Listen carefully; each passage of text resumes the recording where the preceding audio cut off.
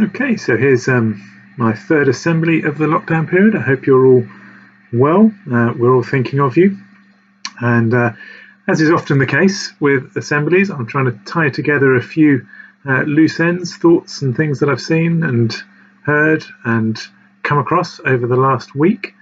So I'm going to try and tie together some things that I've seen on walks, some things we've done at home, some things I've listened to, and some seasonal things that are special about this time of the year. So we're all experiencing that strange time when we're spending a lot more time at home than we would normally. Hope we're all getting out for our daily walk and enjoying that. One of the things we've really enjoyed is being able to walk out the door and into the countryside.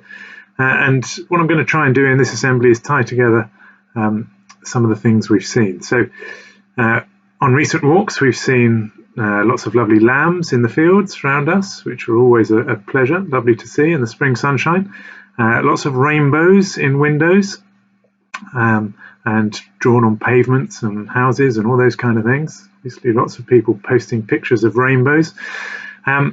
So some rainbows, some lambs, some Easter things as well. Obviously, this, if in the Christian tradition, this is Holy Week, the week before Easter, between Palm Sunday and Easter Sunday. So a little bit of religious themes as well. And finally, finishing up with Bob Dylan, who a particular favourite of mine, who recently released a new single. So let's see how we can pull it all together. Obviously, the rainbows become quite a symbol of this lockdown. And as I said, we've seen lots of pictures of rainbows in windows, as I'm sure many of you have. Some of you may have been drawing them as well. And there's a really lovely poem by Wordsworth, which is called The Rainbow. And it pulls together really a theme about childhood and being childish and enjoying childish things and not growing up too quickly, and the importance of childhood. And that's the theme of the assembly today that we'll try and pick up. But here it is anyway. Here's Wordsworth's poem, The Rainbow. My heart leaps up when I behold a rainbow in the sky. So was it when my life began. So is it now I'm a man. So be it when I shall grow old or let me die. The child is the father of the man, and I could wish my days to be bound each to each by natural piety. It's a lovely line, that the child is the father of the man. And I think one of the things we've all got an opportunity to do at this time is enjoy some childish things, some childish pleasures. I talked in my last assembly about revisiting favourite books, and I recommend that some of you revisit some of your favourite childhood books that you really enjoyed when you were really young. They may be picture books, they may be very simple stories, but they can bring great pleasure. And also the opportunity to enjoy some childish things, some games. We've been digging out some board games at home. We tried a couple of jigsaws, one big jigsaw, we've got another couple to do. So it's nice to enjoy some childish pleasures and not try and be too grown up and too cool about things. The great benefit we have in this difficult situation is that we are at home together with a chance to play and to do playful, childish things. And that's an important theme that runs through some of the other things that I mentioned at the beginning. So watching lambs in the field, one of the great joys of watching lambs is, of course, that they are just bouncy and playful and very adorable. They remind us of childhood, of spring and new birth, and all of the symbols of spring that go with that.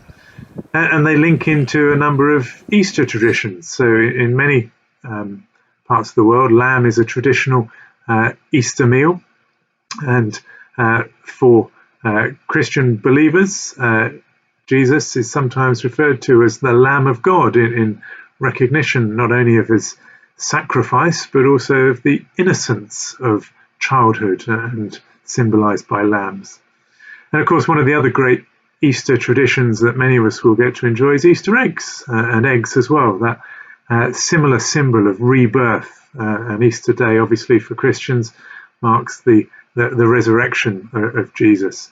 So that spring notion of childishness, of rebirth, of new life is tied up in all kinds of religious traditions as well as cultural ones. So the final bit I mentioned at the beginning was Bob Dylan. Always been a big fan of Bob Dylan.